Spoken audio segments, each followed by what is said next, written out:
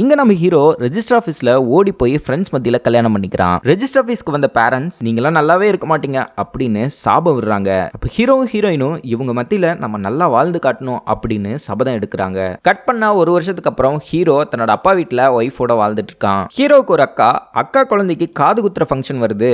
சீரெல்லாம் பயங்கரமா செய்யணும், கடன் வாங்கியாச்சும் பெருசா பண்றோம் அப்படிங்கிற மாதிரி அவங்க அம்மா டார்ச்சர் பண்ண, கடன்லாம் வாங்க மாட்டேன், என்னால என்ன முடியுதோ அதான் பண்ணுவேன் அப்படின்னு அம்மா கிட்ட கோச்சிட்டு எந்திரிச்சு போயிடுறான். ஆக்சுவலா ஹீரோக்கு அவங்க அக்கா புருஷனை சுத்தமா பிடிக்காது.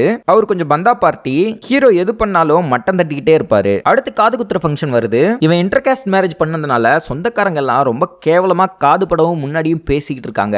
என்ன சீர் செய்ய போறான் அப்படின்னு சுத்தி இருக்கவங்க எல்லாம் பார்த்துட்டு இருக்கும்போது தோடு வளையல செயின் அப்படி இப்படின்னு பயங்கரமா தடல் புடலா செய்யறான். எல்லாரும் ஆச்சரியப்பட்டு போயிடுறாங்க.